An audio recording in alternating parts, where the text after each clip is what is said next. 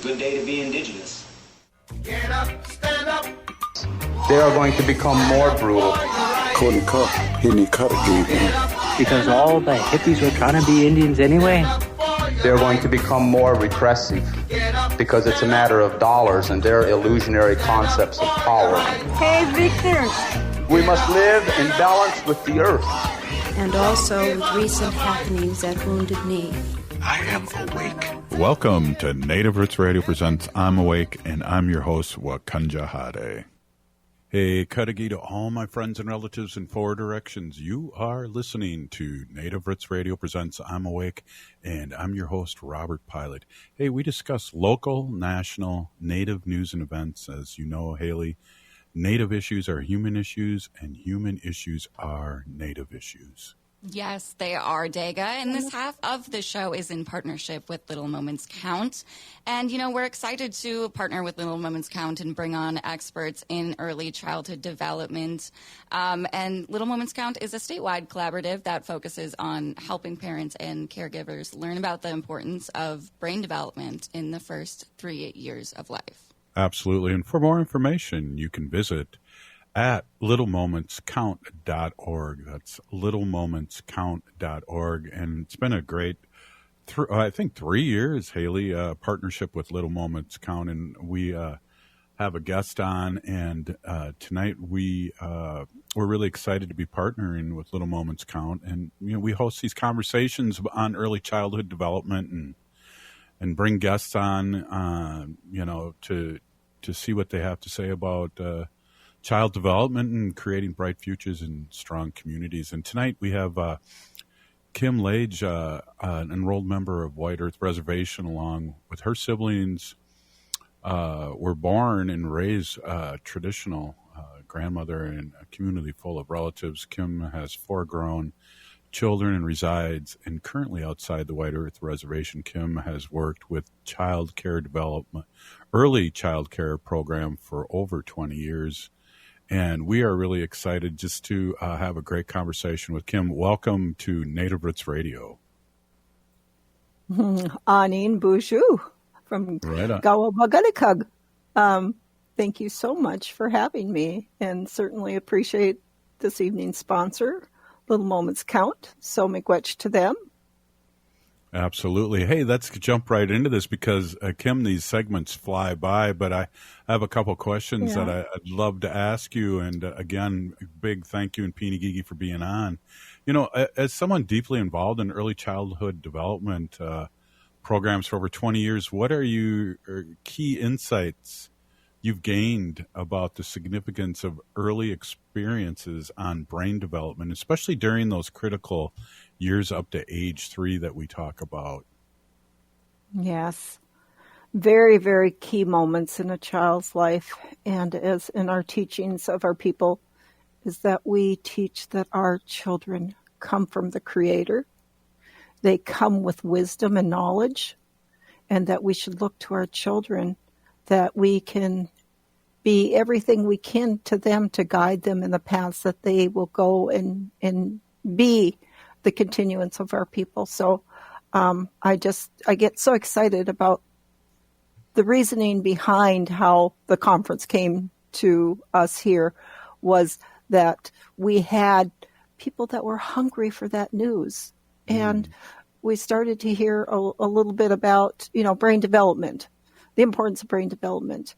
And that really then triggered us to say, you know what, we don't hear as much in our communities because we're rural, and we need to bring that attention here and get other people involved and also excited to hear that these are wonderful things because our children are such gifts.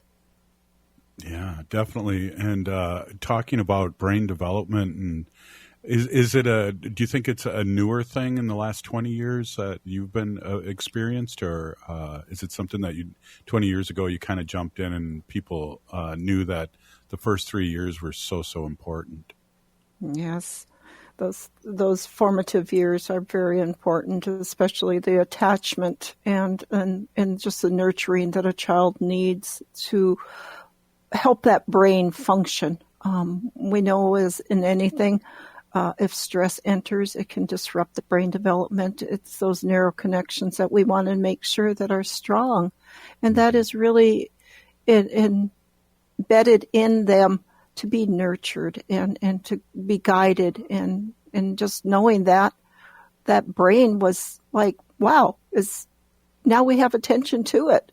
That this is a functioning part of the body, not just our five senses, but that brain also. And so we got so excited about that we decided that is conference, trainings, anything that we touch on. It leads back to the importance of that early formative years of those children. It's almost like developing a muscle. When you talk about, trauma can affect it. But if you're working hard and strengthening and learning and reading to your kids early on, it really helps connect those neurons. Correct. And then that is something that in the region of the brain, the frontal cortex, I often refer to it as like a screen door. It's there. It lets things in, but it lets things out also. And so we think about all the research that has gone in these 20 plus years, because it really started becoming a hot ticketed item to hear more about brain development in the last 25 years. And I thought, in my small world of non-education in brain development, but hearing and understanding it, I thought, it's so important that we see this stage of development up through those early years of adolescence. And that's what brain research is telling us. That part of the brain is still being developed in their early 20s. And like a screen door, things are coming in, but things are also going out. Yeah, definitely. So we want to build those neural networks as strong as possible. And that does come with a lot of tender, loving care and nurturing for our children. Well, also, you being a citizen of White Earth, your culture background and upbringing, it has to deal with your approach with early childhood development for our Native kids. Correct. It was one of those things. I was raised in a household of a grandmother, several old uncles, but they were all loving and caring and deeply passionate about the future. And that was me. That was my siblings. That was my grandmother's grandchildren, her children. And as in any community, there's derailments. We know that. But she gave me that hope when I was very young that I had possibilities. And that was all connected to the culture. And that was, the significance of learning about what nature has to offer us. And now here we are in today's society talking more about getting our children back to nature and how important that is for that brain development. And I think about that as my grandmother and my uncles took me out many a time when I was a child and just introduced me to nature and what it had to teach. And so I think about that as being one of those factors that does help a child in regulation of their emotions. And so we need to pay attention to that part of the research in brain development. So that would be called kind of the holistic approach for the Native children? Is that what you're kind of explaining there? Yes, exactly. We teach so much through all of what we have been given as gifts, and that is a gift. Yeah, I don't think we, as citizens here in the cities, have our bare feet in the Mother Earth enough, and just those little things really do matter in everybody's growth and everyone's serenity. So, hey, we're here with Kim Lage, and we are talking early development and really having a great conversation. But we got to take a quick break. Haley, you're listening to Native Roots Radio Presents I'm Awake. Stay with us.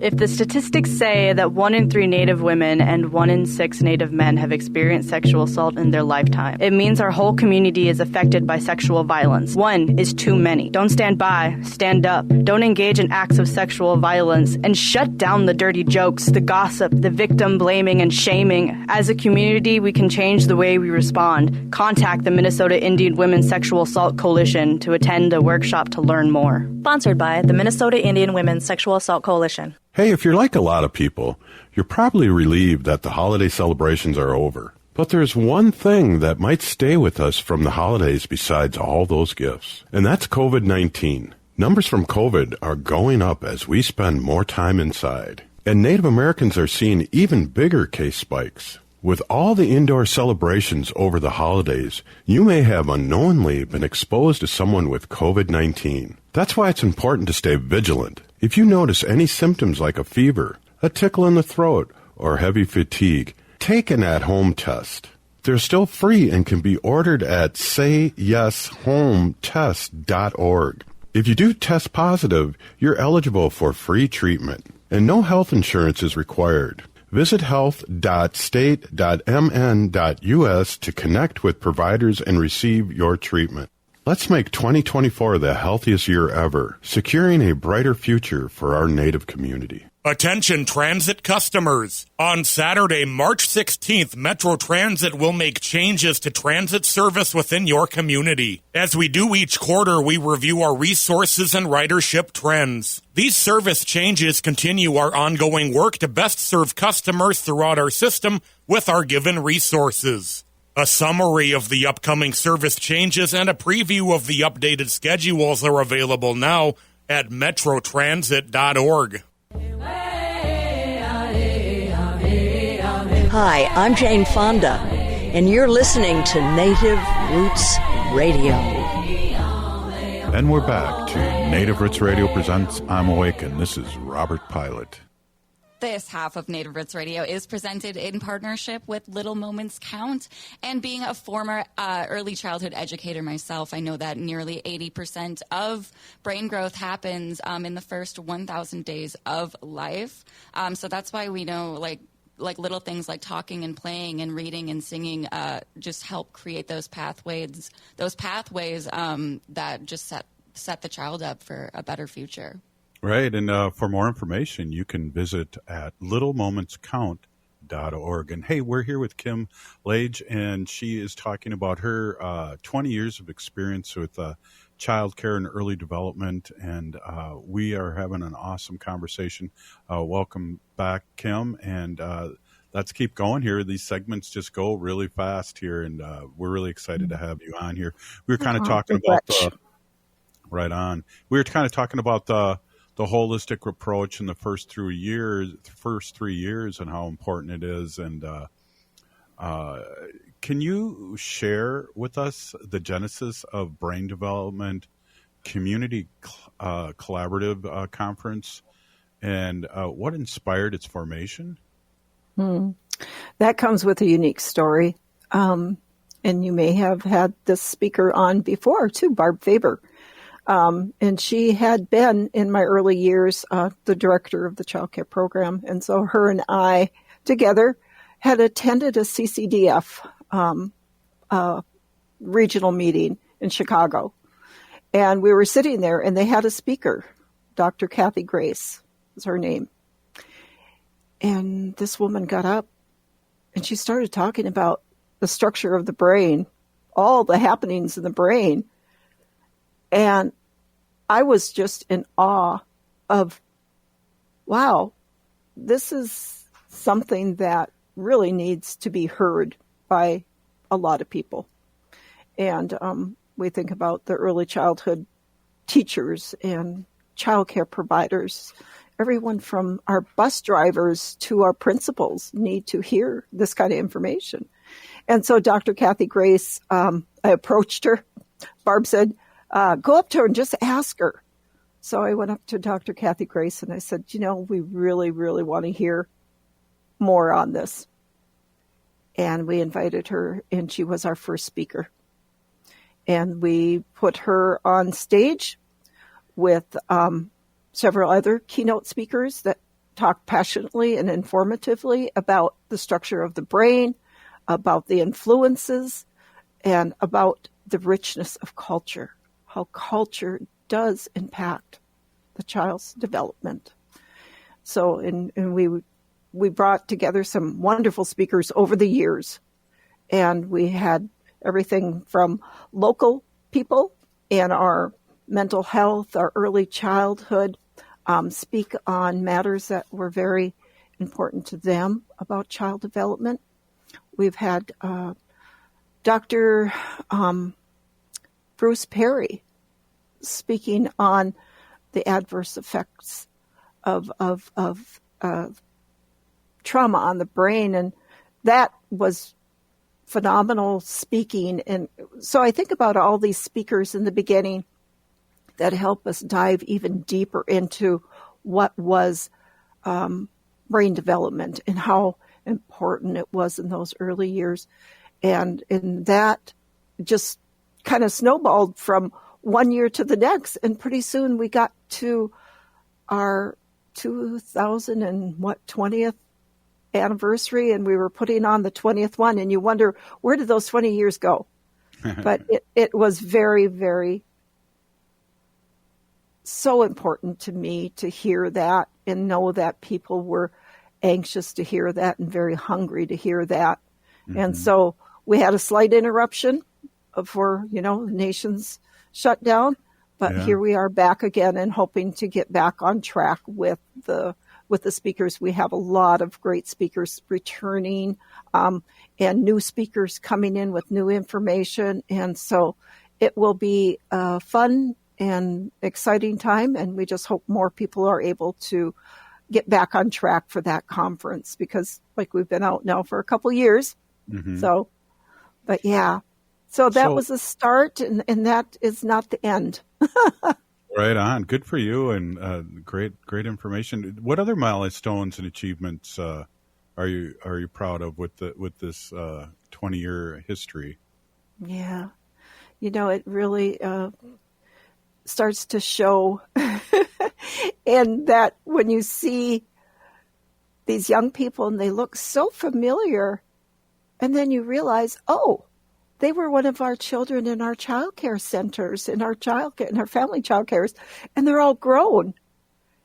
And they remember you. That's it. They remember the good things that happened in child care while they were there, all the books we used to read. We used to do a reading library, mobile library, and I used to do that for the kids.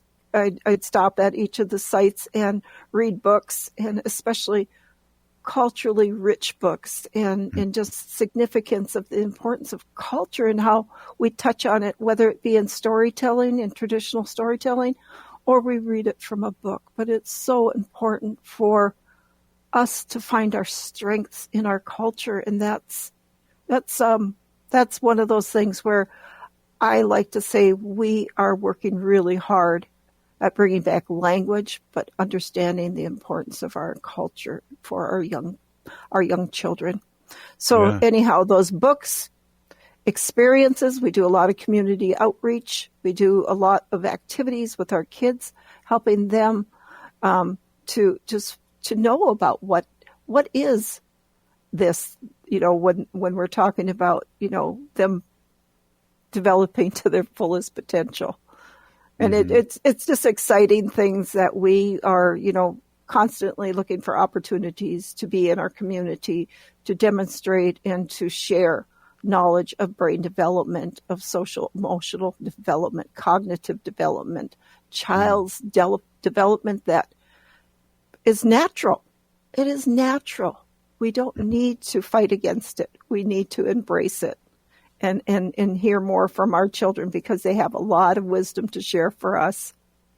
Exactly. And I can feel your excitement of seeing, I guess you'd kind of call them alumni, people that have gone through your program that are all grown up now, and seeing them thriving and remembering the stories and remembering you. That's huge, and that's gratifying, but it also shows how your program's really working too. We always say the child's first teacher in their life is their parent.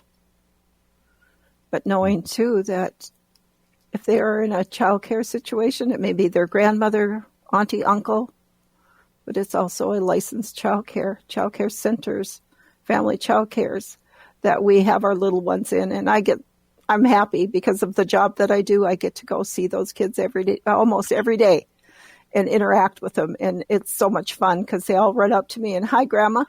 Oh. And so, yeah. First of all, that's very cute. And second of all, I believe that that's the way it should be. So kudos to you, Kim.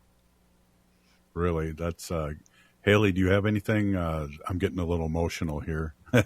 I just want to mention just the importance of being around other kids, no matter like what age your kid is, especially in those first few years of life. I mean, just the social and the communication, just being around kids their age that, you know, they're learning rules and societal norms, just, you know, the behavior things. And yeah, it's just so important because I think a lot of us don't really remember, you know, maybe those our first year of life or our second year, but you know, those experiences that we're in and the environment that we're in really does shape whether or not what we think about ourselves, how we view the world and how we grow up and what, you know, just the way that you think. And it just really affects it. And I just, yes. It's laying the foundation.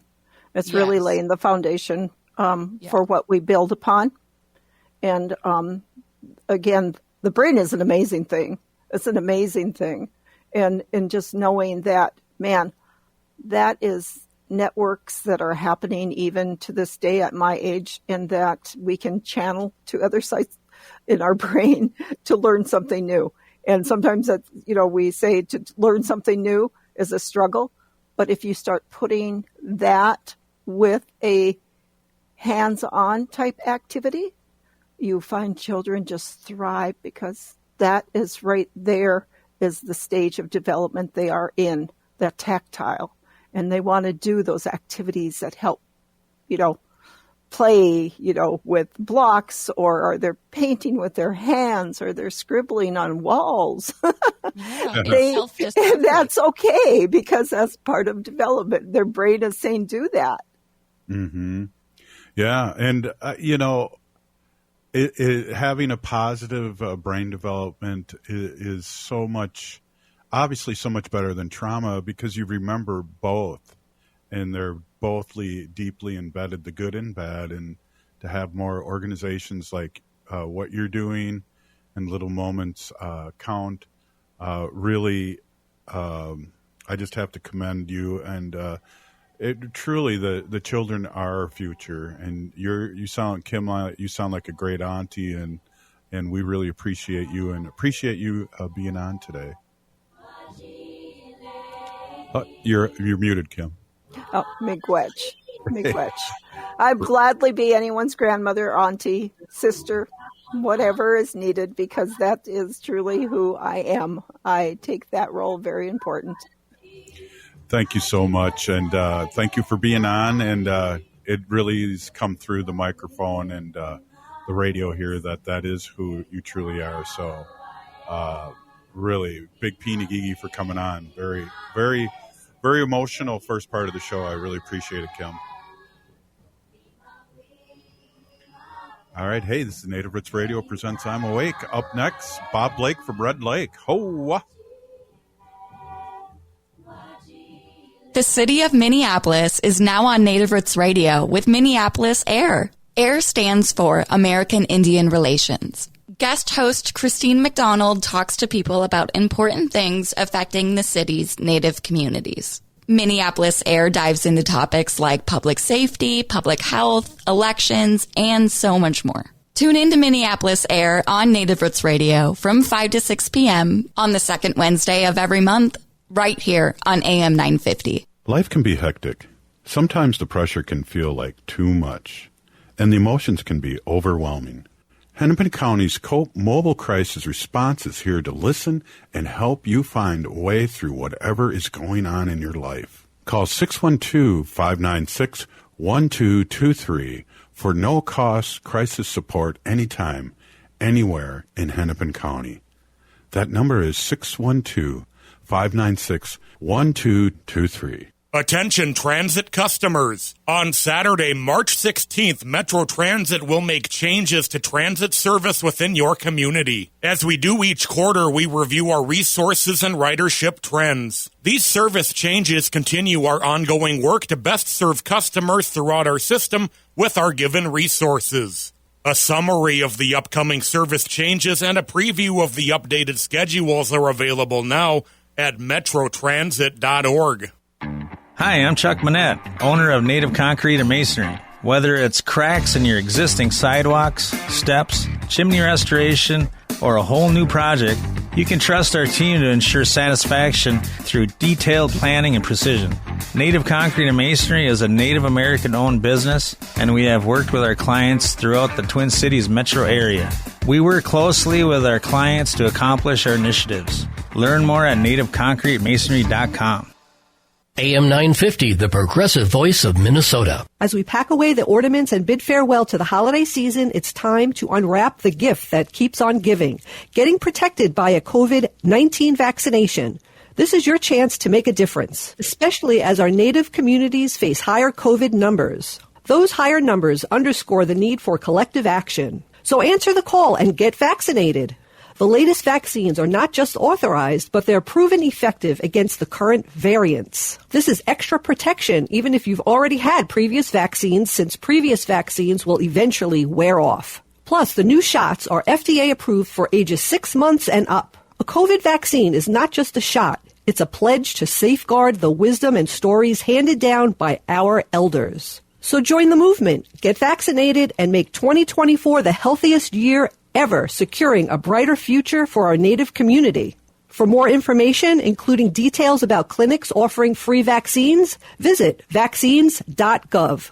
All My Relations Arts presents Okizi. Okizi means to heal, and the exhibition highlights the healing power of cultural revitalization for Native communities. Okizi showcases prints, mixed media, textiles, beadwork, digital collage, and glass sculptures by Native American and Sami artists. It explores indigenous communities' active healing efforts through language revitalization, land back movements, and embracing traditional knowledge. Visit All My Relations Arts to experience Okizi through April 13th. More information at allmyrelationsarts.org. With your AM 950 weather, I'm Brett Johnson. Look for partly cloudy skies tonight with a low around 21. Thursday, some snow later in the day with a high near 26. And Friday, partly cloudy with a high near 36. Grab a tray of Cafe Latte's Cafeteria and select from a wide variety of sandwiches, salads, and soups. The bakery features fresh baked breads, cupcakes, and more, while the pizza and wine bar has gourmet pizzas that pair perfectly with their 30-plus wines by the glass. Located off Victoria and Grand at St. Paul or at CafeLatte.com.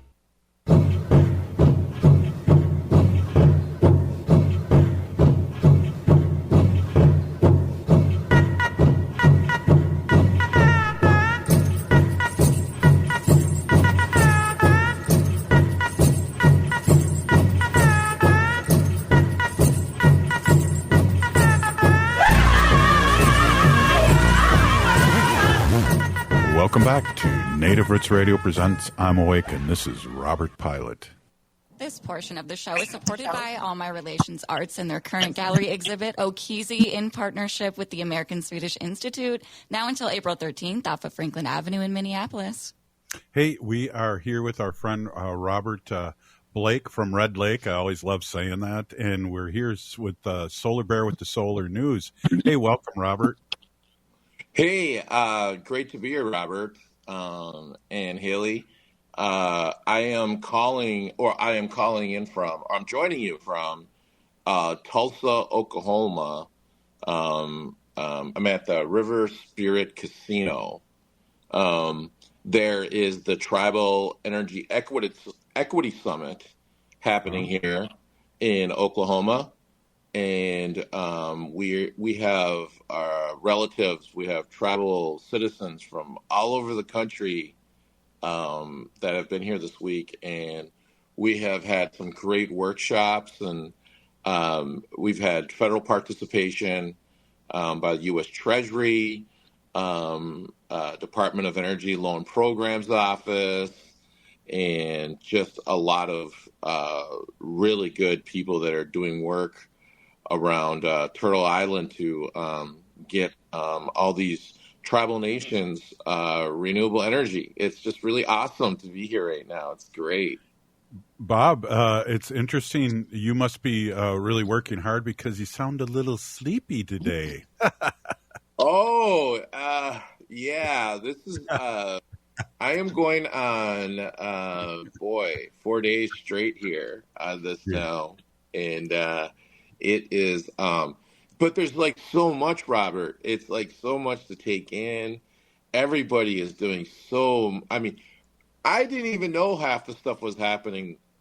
That's happening. Tribal country right now is happening, and I got to meet so many good people that are doing work, partnerships, and just so much is going on that I hate to like miss like a minute of all the action. Yeah. Hey, I want to ask you something before we get more into the Solar Bear with the solar news. I don't know if you have a comment about this, but your tribe, Red Lake, I heard the report that your tribal chairman has doubled down on tribal lands and wants to really, return all of Upper Red Lake plus a 1 mile a buffer of land surrounding the area. And I just have to say land back to that and right on Red Lake. Yeah. So what happened was there was a guy named Rice, Rice County. Everyone, it's named after him. He was this attorney guy. But a lot of this isn't news, but a lot of in the way that they did these agreements back then were done by people that had like an affiliation or had like an in with Native tribes, we'll just say that things weren't done very upfront, right? Mm-hmm. And so when the agreement came between the chiefs, when they signed the agreement, there was no, the map got switched. So not the switch, but the upper half of Upper Red Lake got cut off, and the chiefs said that we'll do this agreement, but you can't touch the lake. That's what was the agreement. You can't touch the lake. And what's so funny about that is, I'm not funny, but what's so interesting about that is that why would these chiefs agree? First of all, say that nothing touches the lake because that's where they fish, that's where they get their water from. It's the source of life. And then all of a sudden, this map gets to Washington, and half of the lake is cut off. Yeah. And so that is what was basically in contention, right? Mm-hmm. And so we're basically saying now, hey, listen, why would these people agree? First of all, tell you that nothing is supposed to the lake is not in the agreement. It's all theirs, and all of a sudden now. This agreement gets to Washington and half the upper lake is cut off, after they just explained to you in the agreement that you're not going to touch this. So it's really interesting because I think this Rice guy didn't know that, these other documents were around. And so that's really what's in contention, right? Is what we're saying is, why would these people agree on something that they said that they weren't going to agree on? And then it all of a sudden the map changes when it gets to Washington, and that's what you people go by. That is wrong. And that's, you know what I mean? And that's what your leader said. He said people that live on the east, it's not our fault. It's the state of Minnesota and the United States government that tried to steal the land, and you visitors understand that. Yeah, they did. That's exactly what Rice did. He redid the map. And what's sad about that is that not only didn't happen to Red Lake, that happened to other tribes too. Mm-hmm. And so there was actually so I just want to let everyone know that this isn't the first time that this has come up. This Right. has come up plenty of times through the years. And this has always been kind of, I don't know, what do you say, like a thorn or, on the side of Red Lake, that they've always been arguing this case, Well, for 32 years, but it's not, but now it's getting legal attention. 32,000 acres is a lot of acres to be stealing, and I applaud Red Lake, and they're also looking to get back some land in North Dakota too. So again, it's land back time, and it's a beautiful thing, and kudos to your nation, Red Lake. Yeah, and remember, everyone too that is listening to this too. I mean, like I can trace like my great grandfather from my mom's side who signed those treaties, right? I can trace my bloodline back that far. Well, I mean, the other point about this, everyone, is that remember that when these individuals were signing these agreements, they had Gatling guns pointed at them. Right. You know what I mean? Like it wasn't like, hey, you bet, this is all in good, good, Kumbaya. Good, good relationship here. There were Gatling guns at this. And that's why when it was one of the chiefs, and I can't remember his name. I can see his name, but I can't pronounce it. He said that, this is our children's land and our grandchildren's land and their land in time immemorial. Yes. And we cannot give. And this individual, this person, stood up and said that while looking at Gatling guns. Everyone, like what does that kind of take? So I mean, I'm sorry, Robert, but even on Bob Blake from Red Lake's worst day, I don't think I faced anywhere near the type of problems that these folks faced when having to make these big, really huge decisions, right, in these negotiations. And so now, Robert, now we have this ability where we actually have administration, government officials listening to us. But we've been making this argument for years. So that's what I think everyone needs to know. This isn't the first time Red Lake has argued this. This isn't the first time that we've raised our hand and said, this is wrong. You know what I mean? Like, look at this. Why would this doesn't make sense? Why would these people make this agreement with all of you? And then all of a sudden, half of the boundaries are cut off. It didn't make sense to us in 1900 or back in 1899, I think it was when the. Yep, 1920 they started arguing it. 1940 it continued. 1970 it continued, and all the way now to 2023. It's still 2024. It still isn't right. Right. Well, and we talk about this a lot, Robert. You and I in the Native Roots Radio show guests, is that they're getting people to listen now in government, and that's why it's so important to have this trifecta of Democrats that will at least listen and hopefully move forward, where if the Republicans were in office, we would not get any chair at the table. Yeah, absolutely. And then through the years, there was always this like, okay, well, Red Lake will we'll listen to you if you do this and if you do that. And Red Lake has always been, no, it's not right. We're not going to do any of that. We're going to just stick to this. And, and I admire these folks for sticking to their convictions. I mean, and you see this across Native country, right? Like, I mean, even with the Pine Ridge in the Black Hills, it's and I think the federal government and other non-native people will say, well, is it that big of a deal? No, it's not that big of a deal to you, but it's a principal issue to us. You know what I mean? And I think that sometimes that gets lost in translation. Yeah, definitely. And We got a minute left here, Bob, and we still have to get to Solar Bear with the Solar News, and I know you got a couple updates at the very least. What's going on where you're at?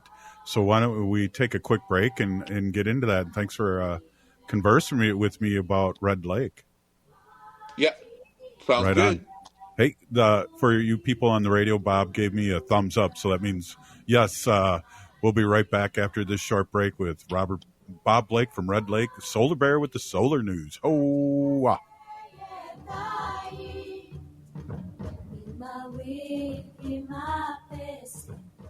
The city of Minneapolis is now on Native Roots Radio with Minneapolis AIR. AIR stands for American Indian Relations. Guest host Christine McDonald talks to people about important things affecting the city's Native communities. Minneapolis AIR dives into topics like public safety, public health, elections, and so much more. Tune in to Minneapolis AIR on Native Roots Radio from 5 to 6 p.m. on the second Wednesday of every month, right here on AM 950. J&S Bean Factory is a Native-owned, community-supported, cozy, artsy coffee shop which offers roasted on-site beans, live music, and baked goods. Relax in the beautiful outside patio. City Pages writes, voted top 10 coffee shops. Tucked into a quiet corner of St. Paul's Highland Park neighborhood, this coffee shop roasts beans on-site from the best coffee-growing countries in the world. Located at 1518 Randolph Avenue, St. Paul. The good stuff. Doherty Family College at the University of St. Thomas is your pathway to a bachelor's degree. Located in downtown Minneapolis, Doherty Family College offers an affordable education that includes free textbooks, a laptop, meals, career coaches, and a Metro Transit pass. As a full-time Doherty Family College student, you'll benefit from mentorship from St. Thomas faculty, along with paid internships and support from Minnesota's largest private college. Ready to turn your dreams into reality? Apply now at dfc.stthomas.edu. Doherty Family College, your journey to success starts here. Minnesota has the only original wolf population in the continental United States. And 80% of Minnesotans believe the wolf should be protected. Howling for Wolves is asking Minnesotans to respect our true wildlife manager, the wolf. Their survival is critical to our ecosystems, our communities, and even our economy. As highly intelligent animals with strong social bonds, Minnesota wolves deserve to be protected and admired. Learn more at howlingforwolves.org. Let's live and let howl.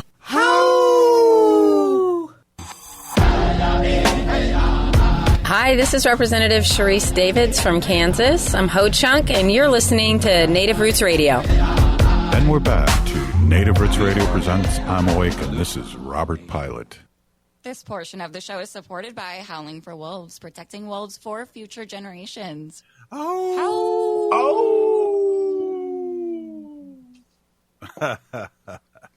Right on. Hey, we have Bob Blake from Red Lake, the owner of Solar Bear and Native Sun, the nonprofit organization that he oversees. And we are going to talk a little bit about Solar Bear with Solar News. Welcome back, Robert. Hey, good to be here with all of you, everyone. I am coming to you from from Tulsa, Oklahoma, the River Spirit Casino, home of the Muskogee Creek Nation. And it is absolutely beautiful here, Robert. It's incredible. This place is just immaculate. And I just want to say miigwech to the Muskogee Creek Nation for all of their hospitality. You should see this room they gave me. Oh my, it's incredible. And I want to say too, like this happened to me out in Washington with the Umatilla tribe. I mean, they gave me the Frank Sinatra suite. I swear. There's like a piano. I mean, I'm like, I don't think you guys need to do this. And so it's really cool coming across everyone and them knowing Solar Bear and knowing the work. And I'm so honored and to be able to have this little recognition across Turtle Island with all of our relatives, Robert. It truly is an honor. It looks like you got new swag too. I see that baseball cap. I'm kind of liking that. Looking good on you. Yeah, I had to get some new swag to come down here to the conference, and like I said, there's so many good things happening. But one thing I want to talk about, Robert, and you know that the Solar Bear with the Solar News talking a lot about renewable energy and that kind of stuff. But I want to talk about an environmental justice situation that's currently kind of happening and will become, I think, more of an issue in the future. And it's about carbon pipelines and essentially, basically, carbon capture and big carbon capture machines that are basically going to suck the carbon out of the air and put it back into the ground is what they're theorizing or what they want to do. I'm not saying theorizing; they're actually doing this. But that's essentially what they want to do. But they want to create these carbon pipelines, almost like oil pipelines everywhere, and do this work. And, Robert, the solar bear with the solar news is just going to tell you the truth, everyone. And I'm just saying, why don't we just plant more trees? I mean, and so currently right now there is a lot going on in the space. And in both South Dakota, North Dakota, in the Midwest, and Minnesota and Iowa, they're planning on building these big carbon pipelines. And I'm just telling everybody right now, I think it's all just a bunch of BS, everyone. And I really think that, you should really let your legislatures and everyone know that this seems like a waste of time to me. Why don't we just put our money into, like I said, building more trees or planting more trees? And not only that, though, but like if we need to put some money towards infrastructure, like how about substations, transmission lines that can carry more renewable energy and solar to our communities? Like those are the things that we need to really invest in. You know what I mean? So these carbon pipelines, everyone, I'm so sorry, but and you could totally agree with me, audience, and you may not disagree with me. This is just one person's opinion. This is just Solar Bear's opinion. I think this is a hustle. I really, really do firmly believe that this is a hustle, everyone. Well, you know what? I just read on the TikTok or heard on the TikTok because, I'm addicted to the TikTok at night before I go to bed, that there really was a Johnny Appleseed. This was a real person that went around. It has a little dark side of the story because it has to do with taxes and fruit trees and things like that. But there really was a Johnny Appleseed. Yeah, it's amazing, right? Like, I mean, they're like these stories originate somewhere, right? There's some type of history with these stories, and like I said, I mean.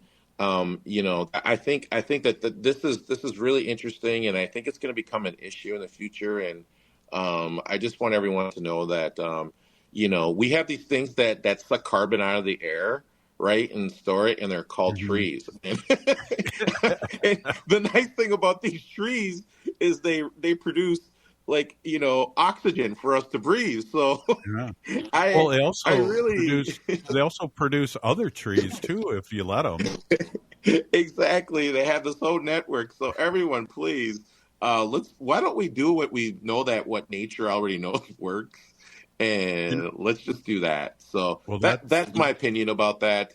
Anyways, I just want to hand some squirrels some nuts so they can bury them and plant some trees. That's what I say. Oh, wow.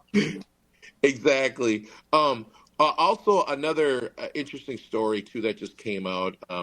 Toyota, the Toyota company is on the verge of a new sort of solid state battery that is going to give a charge, Robert, get this, in 10 minutes.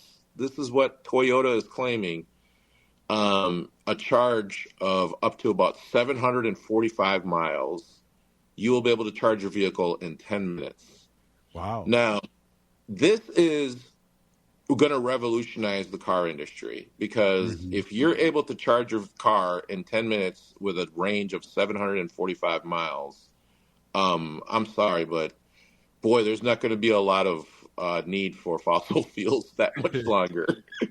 Right. So it's really, this is a really interesting story because, I think we really need to watch this and evolve and see how this evolves. But like we talked about before, Robert, with your pocket calculator and how that was there, and it just gets the technology just keeps getting better and better. So I applaud I applaud Toyota for doing this because this is going to revolutionize the car industry and obviously put it into that's probably going to be the death knell for fossil fuels.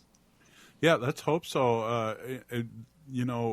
We have to, the politicians have to make sure that they tax tax people for the sun or the water or whatever they're going to use on their hybrid cars, and we have to really stay on top of things so we don't get taxed to death on these things too. That the sunlight's free, and we already know that water is now on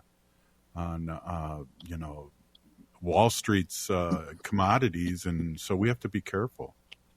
Yeah, and we talked about that down here. I was on a panel, and one of my things was I don't know. I mean, because they're like, what do we use as collateral for all these loans, and and so they're getting all deep in the woods on it, and I'm like, can we really put a price on our life? Can we really put a price on the planet?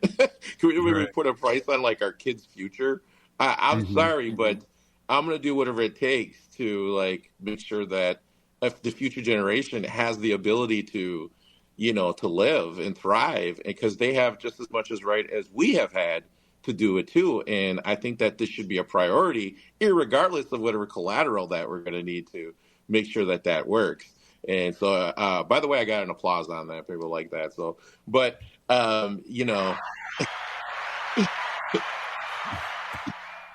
But it is true though, Robert. We really do need to think about this and how we're going to justify it. And like I said, I totally get it, but I just want us to keep on thinking about the practical sense from what can we really put a price on the planet and health and natural resources. So yeah.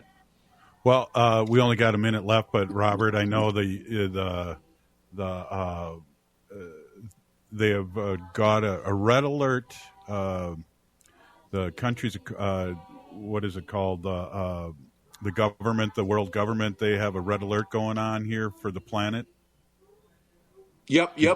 Real quickly, President Biden yesterday just doubled down on electric vehicles for the country. So he's making this a huge priority now for our country moving forward. So I applaud Mr. Biden, and the Solar Bear is supporting President Biden for re-election. Right on. Right on. Keep saying it. Hey, thanks, Robert. This has been Native Roots Radio, and that's been Robert Blake, Solar Bear with the Solar News. We're still here. We are the seventh generation. And free Leonard Peltier now.